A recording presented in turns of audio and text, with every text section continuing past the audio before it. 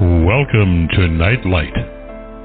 Step away from the mainstream and gather around as we enlighten the world and our realities and travel this cosmic journey we call life. Join us as we share with you and provide that beacon that can guide us all to a better way. Explore with us as we examine a metaphysical montage of spiritual insights, covering everything from the mundane to the magical, UFOs to unicorns, and everything in between. This is a time of awakening, of sharing and evolving, of spreading our wings and soaring on the cosmic breath of creation.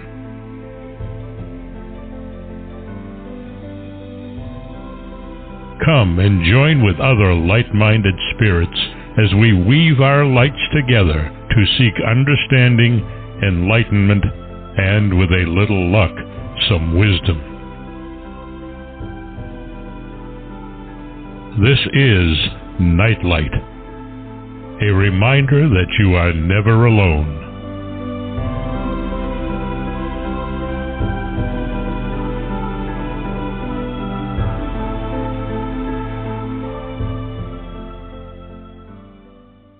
Welcome to Nightlight, everybody. This is a very, very special show because I have with us again Mary Joyce, who is the creator, editor, major domo at Skyships Over Cashiers, which is one of the most phenomenal websites you will ever visit. I highly recommend you all check it out, but wait until after the show. She has put together a new book, and it's just come out. It's called Spy in the Sky, Secrets and Cover-Ups on Earth and Beyond with Mary Joyce. And it's packed with visual evidence of secrets and cover-ups discovered on Mars, on our moon, in Antarctica, on ocean floors, on NASA space missions, and around our sun. Extraordinarily detailed photos of humongous UFOs flying near the sun are included that have never been published before. These discoveries were made when she was doing research for the Skyships Over Cashiers website, which focuses on a wide variety of cutting-edge topics. It soon became clear she was discovering secrets and cover-ups that the United States government doesn't want the public to know. Why? Because as soon as some of these discoveries were posted on the website, they were blurred, distorted, or completely wiped off satellite images on Google Earth. I experienced one of these when she was talking about some discovery she had made on Antarctica, and she gave the coordinates, and by the time I got to it, it was all blurry, and you could barely see what her pictures were obviously clearly showing. So welcome to the show, Mary. Hi there. How you doing, Barbara? I'm blown away by this book. I check Skyships Over Cashiers on a very regular basis, and I love all your articles. I don't love the fact that I get lost for hours, but the material is fabulous. And every now and then you post some of these pictures. I had no idea there were so many of them in so many different places, and your book is just amazing. The graphics are phenomenal. I call it an adult picture book because there are photos on just about every page, and they're full color on almost every page, and so people don't have to imagine what they're reading about. And I keep the words at a minimum, and the pictures are the emphasis, and I also include the coordinates on the photos so that people can go explore those areas for themselves with Google Earth, which anybody can get. It's now a free app. Yeah, I mean, I've used it for years, but it never occurred to me to cruise the moon or Mars or, it just, I'm just so blown away by the meticulous work that you have done in finding things. You must have spent hours and hours and hours looking for these different sites. I mean, especially the entrances on Mars. They blew me away. That there were so many, and they were so big. What surprised me, I mean, that also blew my mind when I found them. And normally when I explore Mars or the Moon or the Earth, I go from right to left or left to right. And one day when I was exploring Mars, I decided to go from North to South Pole. And that's when I discovered there were 27 square-cut entrances into Mars spread out in a straight line over 16 miles. I would never have discovered those if I'd gone the other direction. Now, I have seen, before I discovered that line, I had seen other entrances, but the continuity of them being all in a line just blew my mind. And as you said, they are not small. In round figures, which, that's all we want to really talk about on a show, they range from like 400 feet across to over 1,000 feet across. So our largest plane would easily fly into any of those. And they're square cut, so I would either compare them to warehouse entrances or airline or airplane hangars. And at first glance, they all look the same, but when you look around the details, around the edges of the entranceways, the details are different. So we're not seeing the same photo over and over again.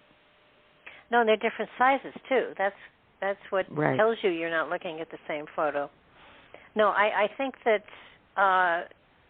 it blows me away because, my gosh, I mean, you found towns, you found structures all over the place, and the Antarctica, of course, is one of my loves, and I had no idea there were so many volcanoes around Antarctica, which would sort of support the fact that the ice is melting and solid ground is becoming more and more visible.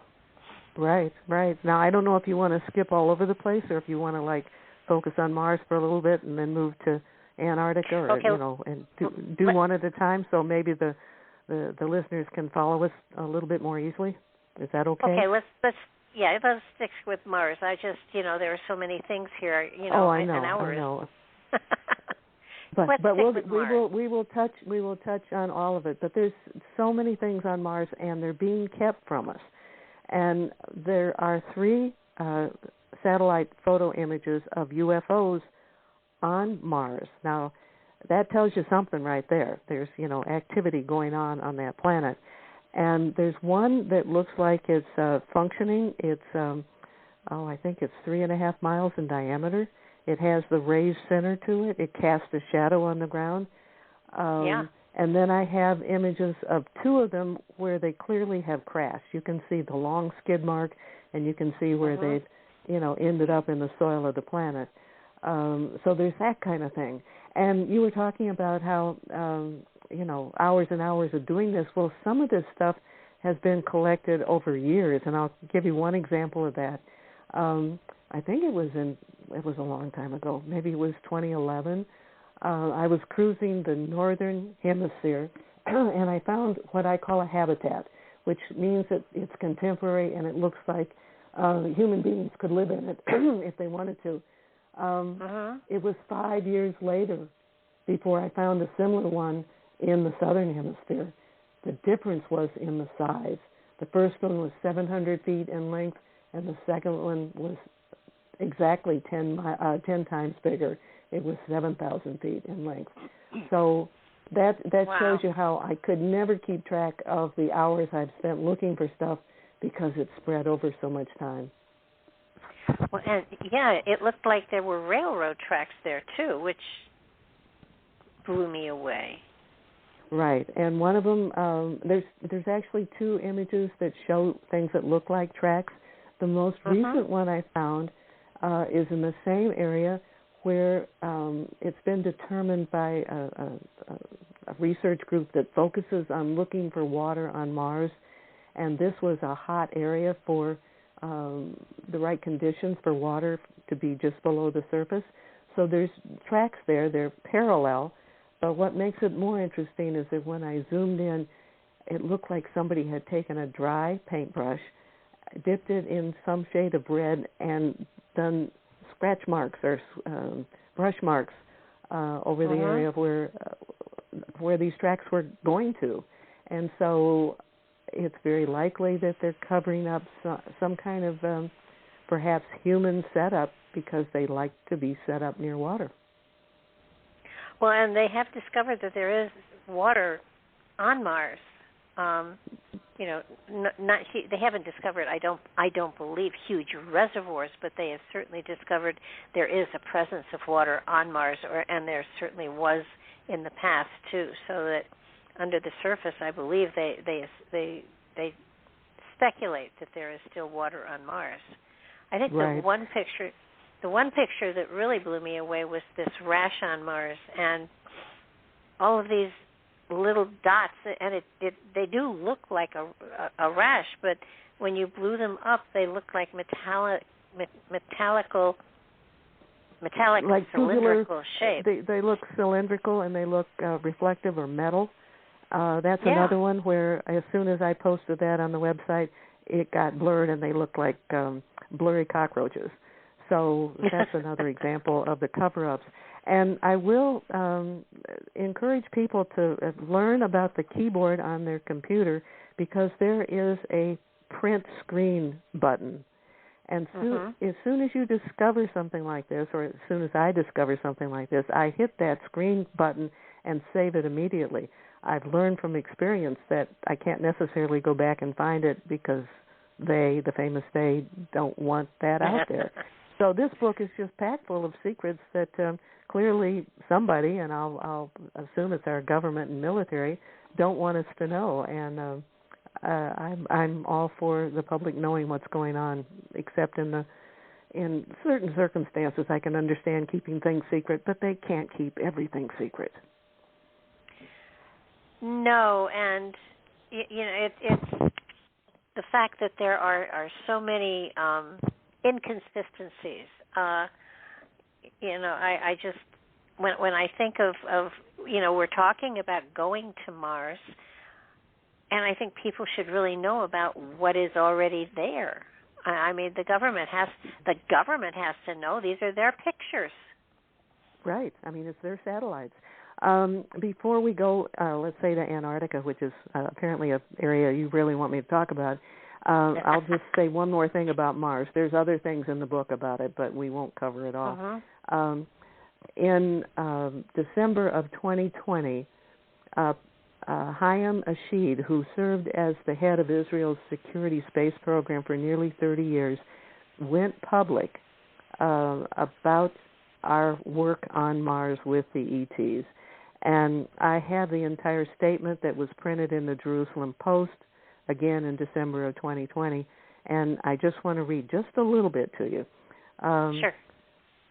There's one, it says, there's an agreement between the U.S. government and the aliens. They signed a contract with us to do experiments here. They, too, are researching and trying to understand the whole fabric of the universe, and they want us as helpers. And one more sentence. There's an underground base in the depths of Mars where their representatives, the ETs, where their representatives are, and also our American astronauts. So when, we hear about articles and YouTube videos and all this about planning for things we will do in the future on Mars, statements like his, who's a very credible man, and pictures like I've discovered and put in this book, make it very clear to me that, we're already there and very, very much involved. Yeah, and, conspiracy theorists, do talk about the space fleet that's out there and all sorts. I do believe we're out there, and I don't understand what the problem is. I mean, wouldn't this be a better world if they realized that we're working with aliens? I mean, and aliens just means people who are non-terrestrial. It doesn't mean that they're, lizard people or any of that. It's just that they aren't indigenous to the earth, but then we're not either. So it's just sort of like, it blows my mind that history has been so blurred that it's becoming uncomfortable for history, for true history to come out. Right, and a lot of the things on our planet are covered up also. So, you know, they are really trying to reshape our history and our understanding of it, and it's quite regrettable.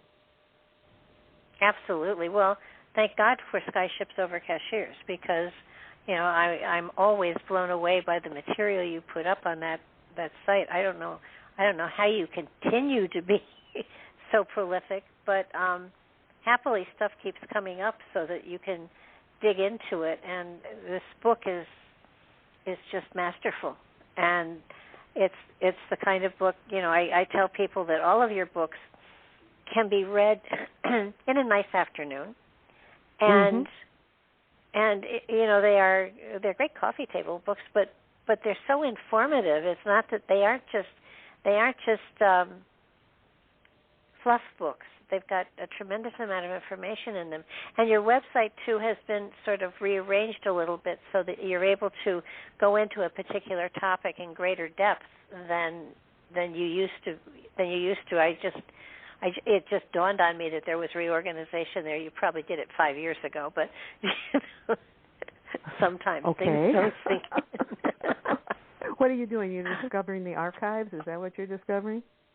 Well, no, I knew the archives were there because I've gotten lost in them. But it's arranged almost topically. If you want to just do Bigfoot stuff, you can do Bigfoot stuff. If you want to do, you know, you kind of, it's gathered together a little bit better than in the past. And or it could be just that my mind is different. But I find that your material is just so prolific that you build such wonderful cases for the fact, pay attention, there's stuff that we're not being, you know, information that we're not being given on stuff that is a part of our growth, and we need to know about it. And more, it's sort of like, what is the government trying to do? Are they trying to dumb us down? What's the point to all this? I mean, even the moon has a ton of stuff on it. I mean, that blows me away as well, and you have the skid marks on the moon. When I started exploring the moon using Google Earth, I really did not expect to find anything, because NASA has been airbrushing out images for decades. So the chances of me finding something, you know, seem to me to be nilch. But I did find something, and I found a white pyramid that's on the side of the moon facing us. That's surprising right there. Not only is it a white pyramid, but it's pretty good size. It's, I think, 328 feet on each side. If I get my math right, that would be like, I don't know, a couple of football fields? Yeah. On each side. So it's not small, and I have the coordinates, so again, anybody can go and find it.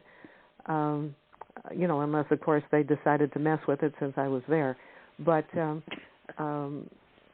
one of the things that I do include, along with the section on the moon, is I found the transcript from 1995 by Donna Hare. Now, Donna Hare had security clearance at NASA. She was involved with the photography section and things like that.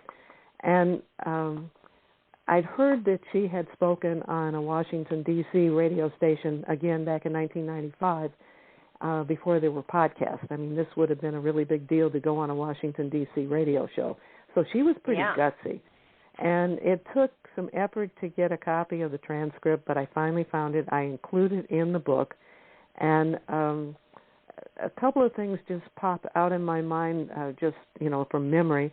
And one of the things was, she said they have been covering up or airbrushing out images, thousands of them.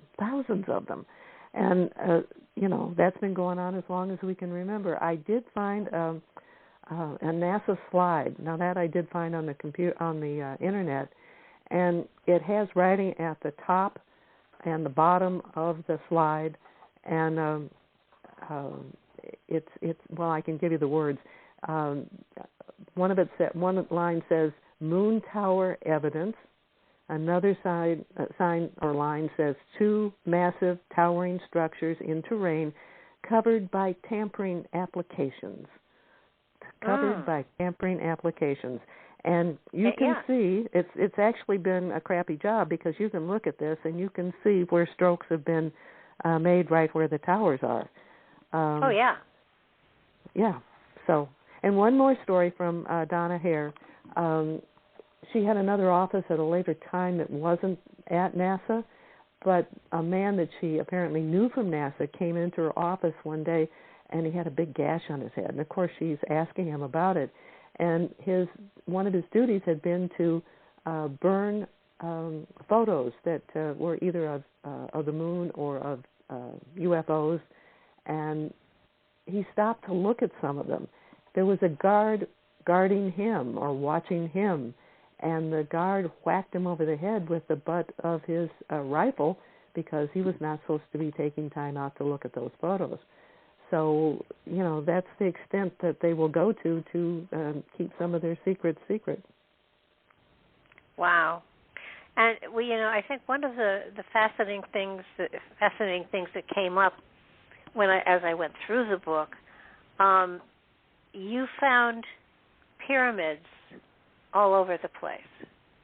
And I'm wondering, we're all familiar with the Giza Plateau and some of the stuff in South America, but the pyramid shape, for some reason, has more meaning than any of us, I think, are aware of. I mean, the fact that you found it all over the planet, underwater, that you found it on Mars, you found it on the moon, Lord knows wherever else there are pyramids. It has to mean something more than just a pyramid shape. It has to have meaning or relevance or purpose of some sort, and I don't think we've ever found out what it is. I don't think there's I haven't heard any great conclusion yet. I've heard some theories, but theories aren't, that's not enough. There's got to be, something more than just a theory. I will surprise you with this. When I was spending time looking at the bottom of the ocean, I did that both in the Atlantic and in the Pacific. And I know you are well up on this, but Atlantis supposedly was in the Atlantic and sunk into the, beneath the surface in ancient times. The same thing supposedly happened in the Pacific for the land of Lemuria or Mu or Pan. Now, here's the thing that surprised me. The pyramids, I found evidence of pyramids in the Atlantic, but not in the Pacific. And the structures in the Pacific are huge. I mean, really, really huge. I found something that looks like an ancient airport runway, and I have a photo of, I think it's the Spokane International Airport right next to it, so you can see the incredible similarity. The big difference is that the one beneath the ocean is 89 miles in length. The longest airport runway today is just over 3 miles. That's a humongous difference. And everything that I have, because I've spent a lot of time looking underneath the surface of the Pacific, all the way from Alaska to the Baja, and they're monstrous. And I started all that exploration because somebody else made a discovery off of Malibu back in, I think, 2014. And there was this huge structure. I measured the length of the roof. I think it was like 3 miles across. I wasn't able to personally measure the side view of it. I just didn't have the equipment to do it.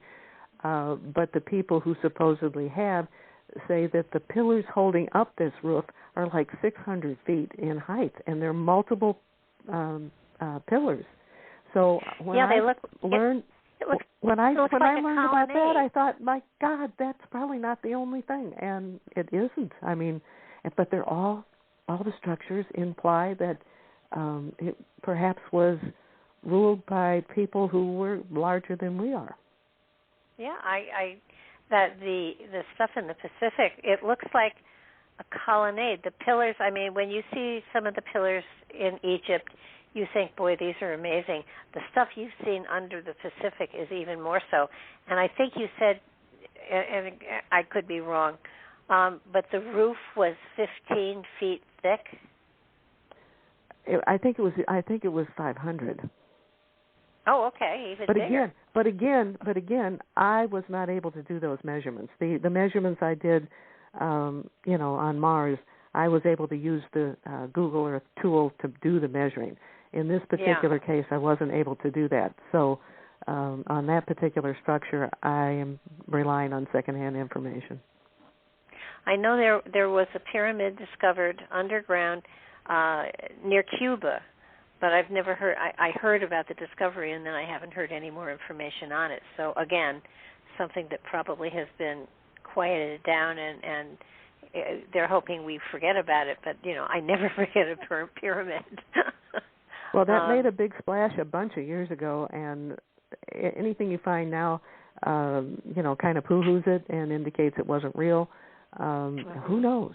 Who knows? I do not know. I tried at one point to find, good imagery myself on that. I was not able to, so that will remain a mystery. For a while. Sooner or later. For a while. It all comes out sooner or later. But with what you've got going on here with the pyramids that were discovered in the Atlantic, they're very much close to, or right along the edge of the Bermuda Triangle, I believe. I actually, a long, long time ago, I wish I still had it. I had a boater's map. I don't know what they call it, but it shows the depths of the water. And I colored it in so I could see.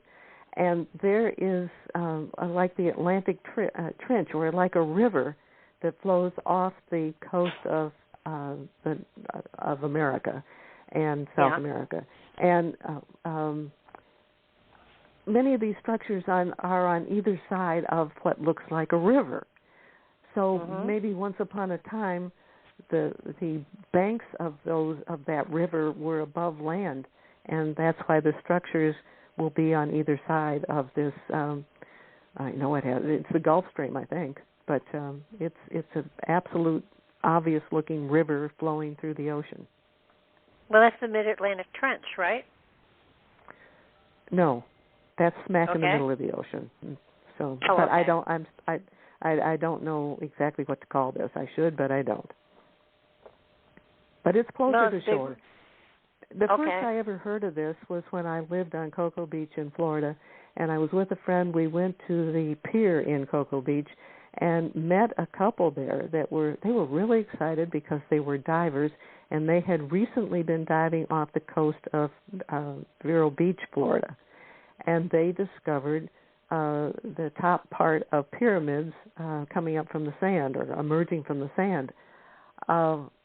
What's interesting about the Atlantic is it's sand-based, and so when storms go through, the sand will shift, and all of the really good treasure hunters will get out there after a storm when things have gotten churned up, because that's when they're most likely to see these things.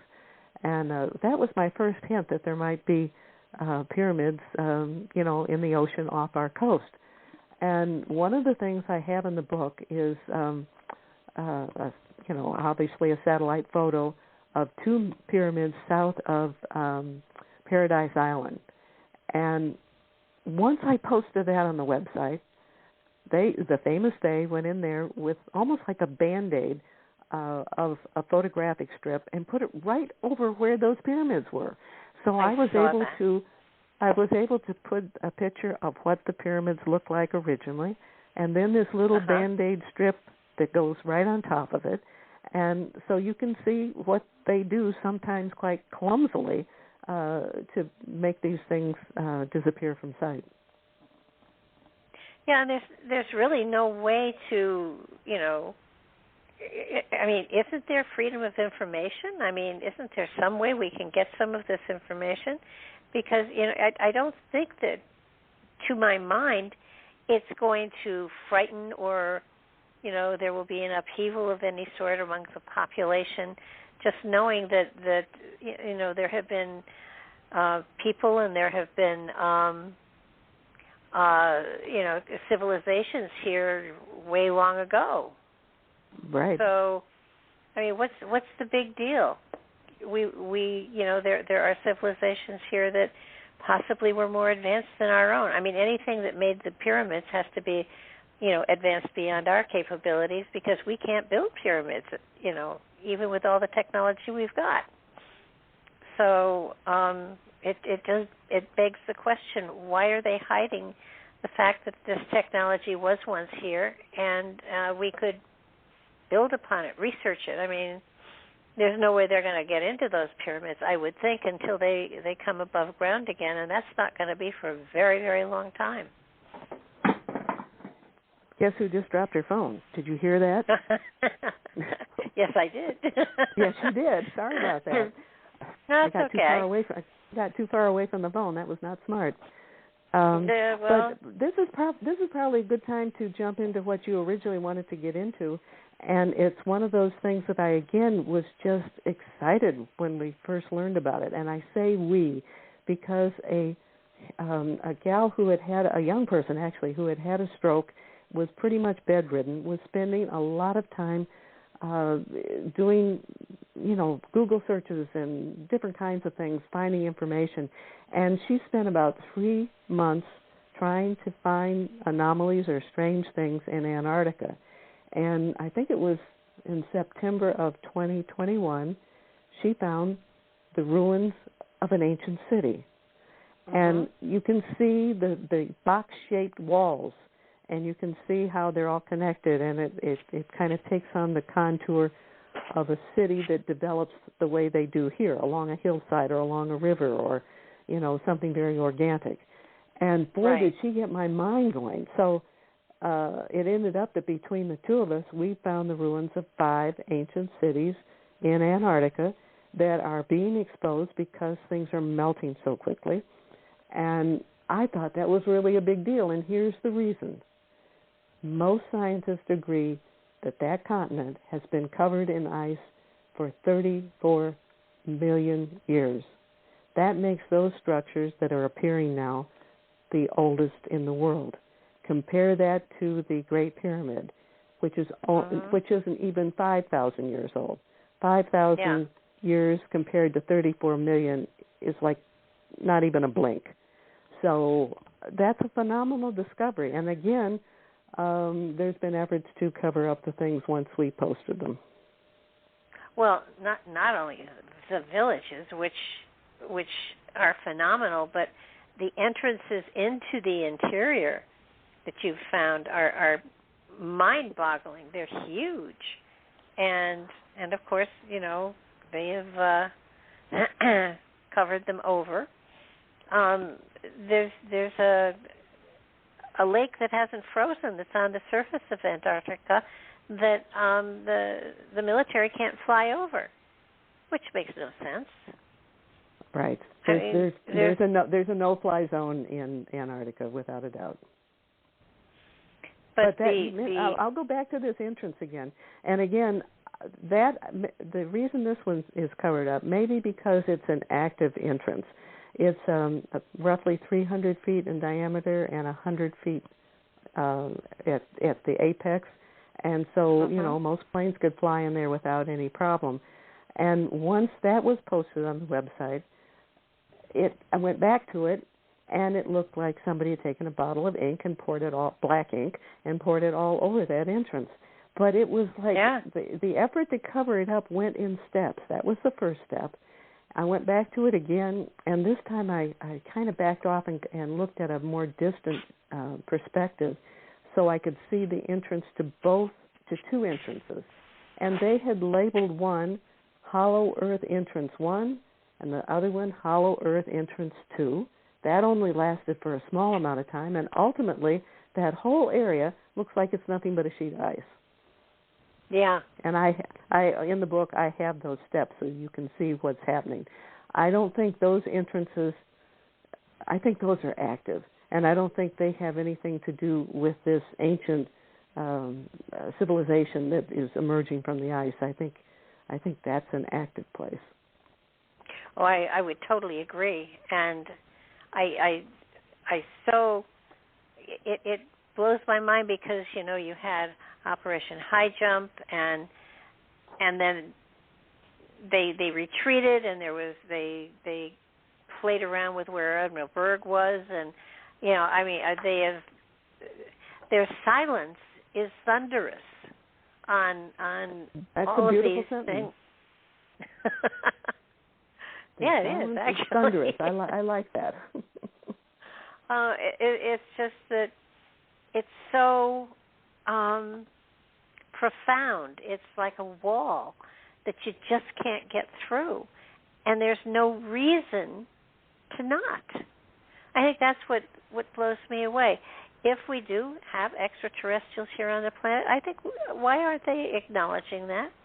Because from everything that I have read, everything that I have seen, you know, taking the extreme stuff and trying to sift through it down to what may be probable, it means that we are working with other cultures, other people from off-world. And what's wrong with that? I mean, I do not know, but they're hiding things even dumber than that. There's all sorts of evidence that back in the 1800s, many people, like farmers digging in their field, they would find the skeletal remains of giants, and they would call in the Smithsonian to come and, you know, take it to the museum or to analyze it or whatever. And those skeletons, many of them, were, you know, they're lost forever in the bowels of the Smithsonian. Why are they hiding the fact that giants once existed on this planet? Why? I don't know. And that makes no sense to me.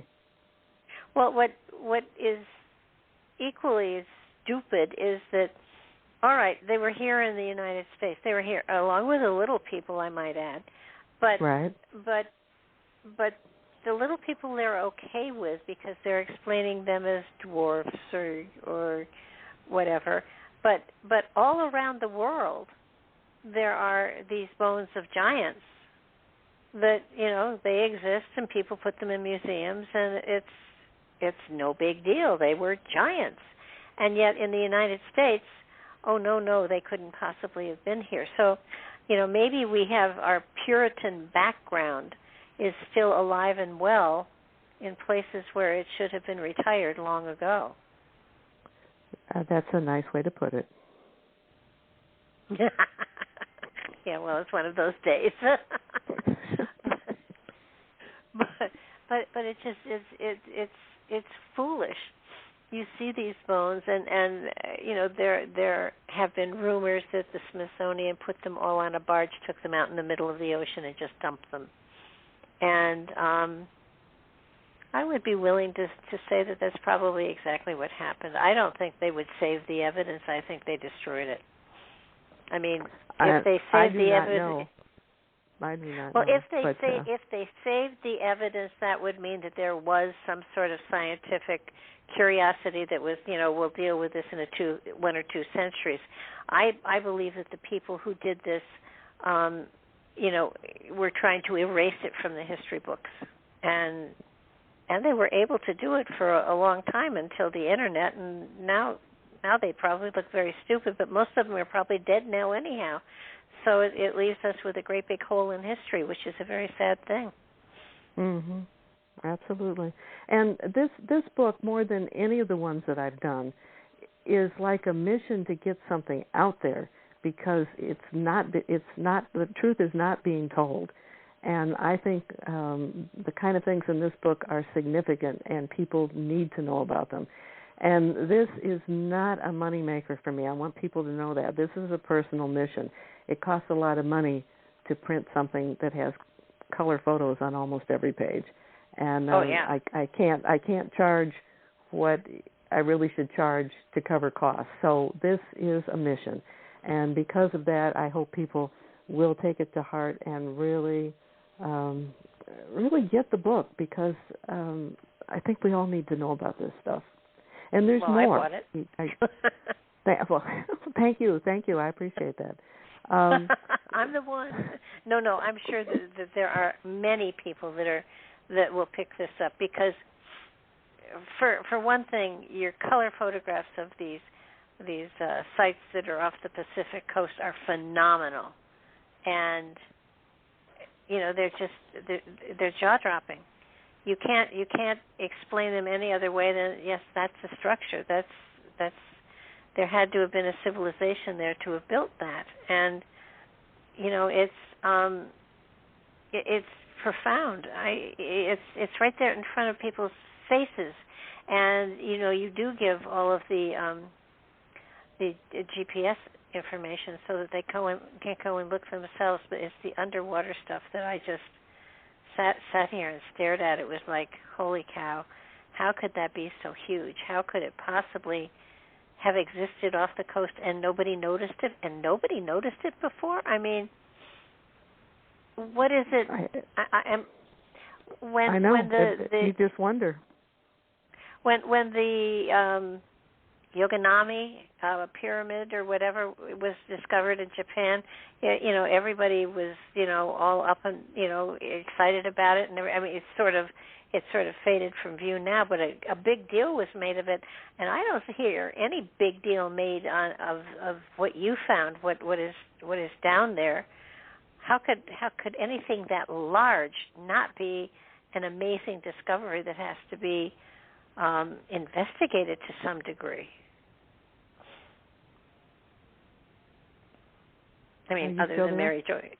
Yeah, other than Mary Joyce and Skyships Over Cashiers, why aren't there aquatic people out there looking into these things, or is there? And we just don't know about it? Maybe this will encourage it. Maybe this will encourage people to do something. We can always hope. Well, can you imagine how phenomenal it would be to get a submersible down there? Mm-hmm. I mean,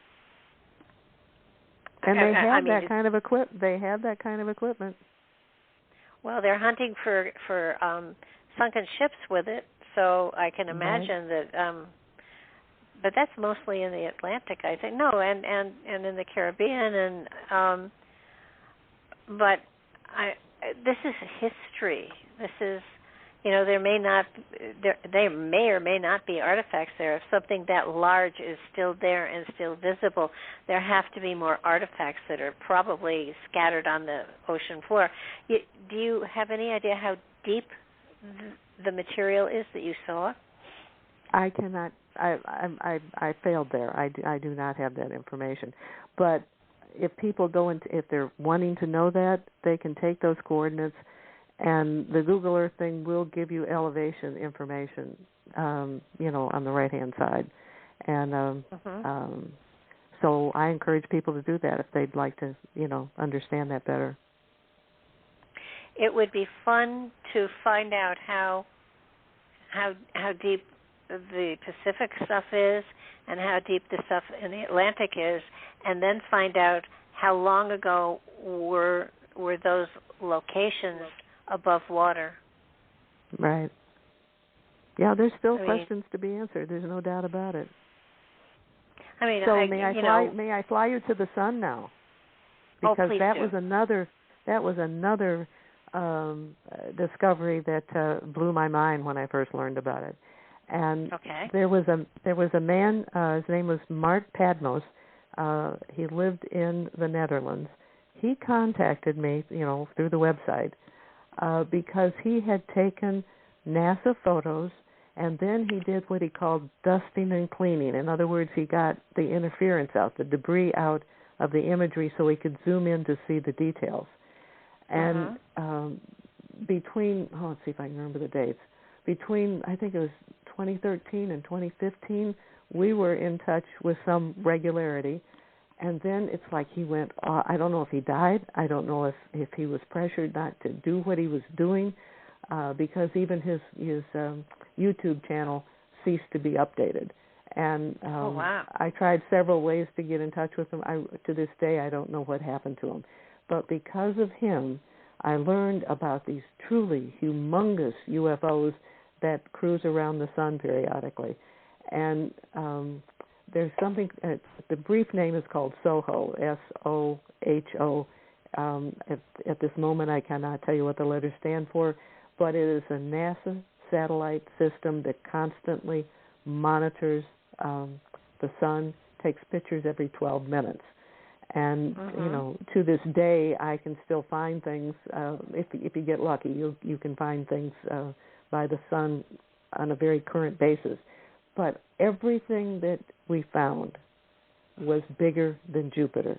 Jupiter is our largest planet. So these UFOs dwarf our planet, our largest planet. That's a big deal right there.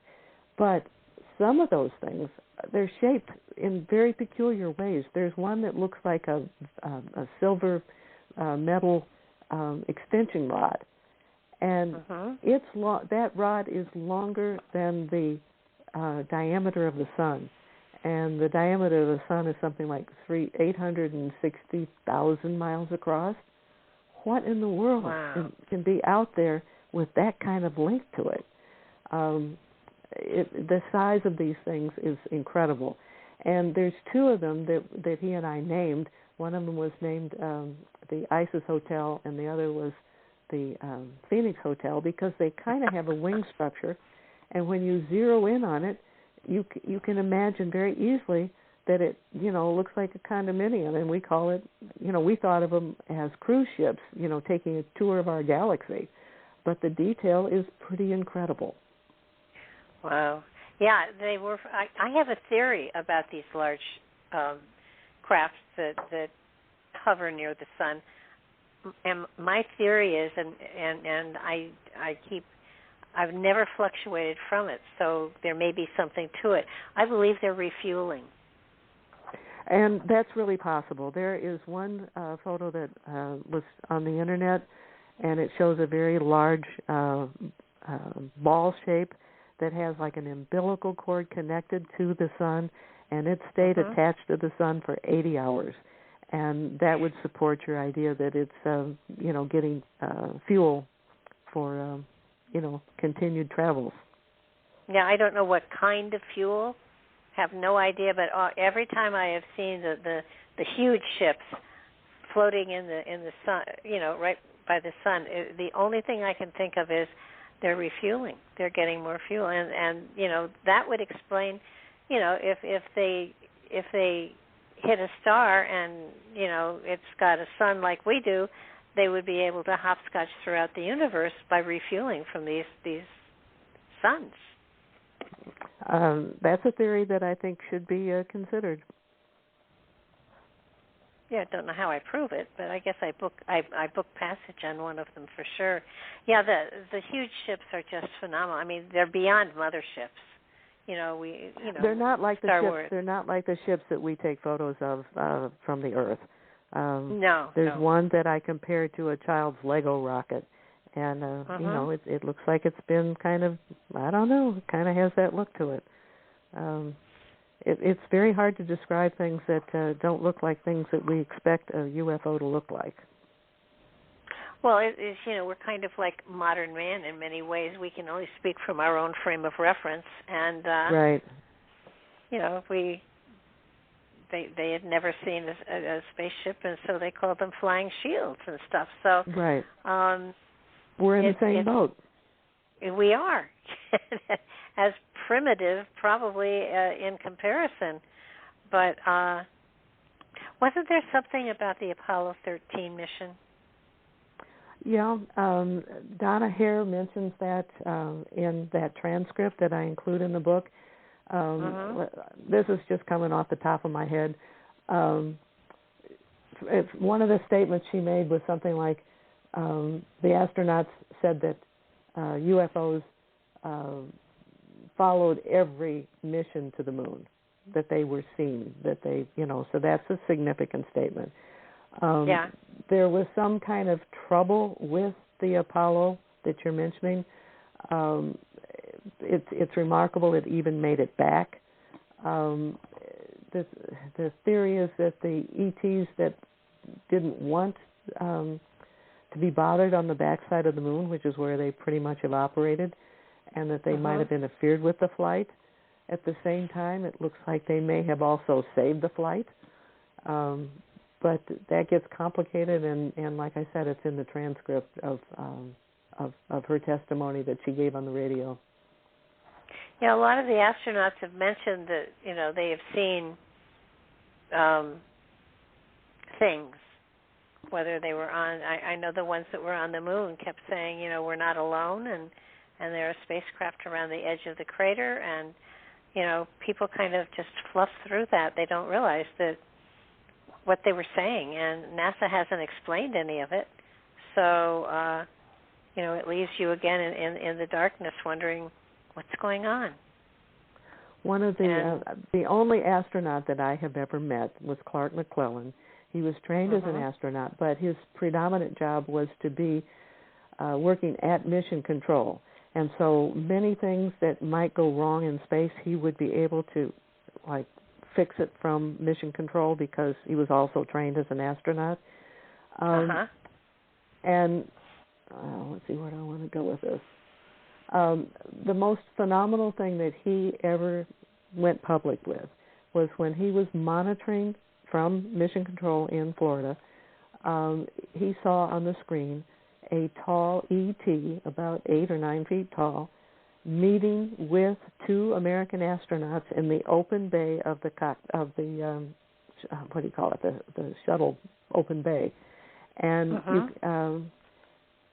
he was one of those people who felt like, the public had the right to know a little bit more than they're told. And he talked too much. Well, that really destroyed his life. He lost he'd been with NASA for can't remember right now, 30 years or something. He lost all of his benefits.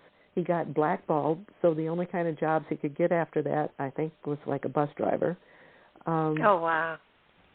So, things, they can be pretty tough on people to, force them to shut up about things. But that's one of the things he went public about. I have my best friend is, her father was one of he was stationed at Area 51. And, she kept trying to say to him, what went on, and he never said a word. He would wink now and then, but he would never say a word about it. And when you think of the loyalty or the fear, or I don't know what it is that makes people stay silent. Yeah, and that's why we get deathbed confessions. Yeah. He did not give one. So no, he didn't do it. Huh? No, he didn't do it, unfortunately. It was, I think it was more important to tell people he loved them, and I guess that is really more important. But, you kind of really, and then when you're sitting across from somebody who's telling you what you really want to hear, then you don't know if they're lying or not. So it's you need to have the proof, and I just don't know we're at a point in time where the public is so used to being lied to that even if they were given the truth, they'd probably mostly say, yeah, right. That's, just another one of those stories. And what do you say? What do you do? I think the public has a right to know about all of this stuff. And your book certainly is going to get a lot of people onto Google Earth and have people Googling all over the place, because especially the Antarctica stuff, because I know there's so much going on there that we're just not hearing about. It really hurts to know that the government is, we hear on the news all the time about all they're doing with Congress and the Senate and all of that garbage that they're doing, but they're also doing black ops, and it's the black ops I'm really interested in. Yes, and even the people that we vote for, that we see performing on our TV screens all the time, they're not the ones that are dealing with this truly newsworthy information. No, and they don't know any more than we do. But at one point, I think Trump was ready to release some of that information, but he was stopped. because I know I read somewhere, not on your website, but someplace else, that he had been briefed on the secret space program and all of that, and he was ready to let some of it out into the public, and he was stopped. So, it would be nice to know that our technology is above and beyond whatever it is we're struggling with today, and that the technology that we have access to could easily relieve a lot of the problems and the things that we're all struggling with fuel and all sorts of other stuff. And yet there's a level of humanity that knows so much more and is benefiting so much more and is in many ways just keeping us under their thumb, which bothers me. I'm not going to go any further because I don't want this show taken off the air. But it is frightening to see the tidbits and to really understand that there is so much more going on that we don't have access to.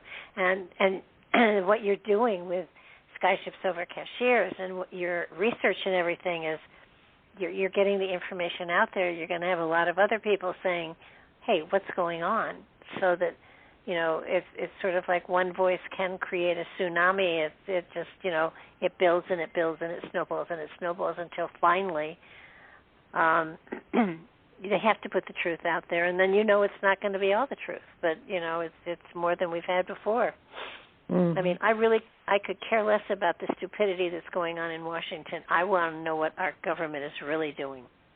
Right. And you certainly have opened a lot of people's eyes, especially with this book and your other books. Your other books are great, too.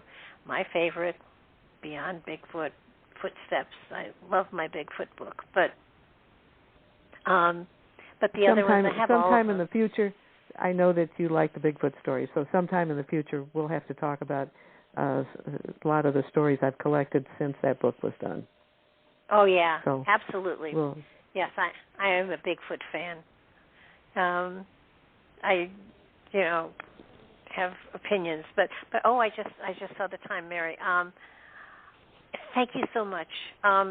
Your website is www.skyshipsovercashiers.com. Please, everybody, go and check it out. It is an amazingly wonderful website, and you will get educated beyond your imagination, for sure. And the book we've been talking about is Spy in the Sky. That's the short title. Long title, Spy in the Sky, Secrets and Cover-Ups on Earth and Beyond, and it's available on Amazon. And it's fabulous. It's worth every penny. You will find yourself at your computer putting GPSs in before you know it. So thank you so much for coming on, and we'll look forward to another time and hit another subject later on down the road. All righty. You have a good evening. You too. Good night now. Night-night.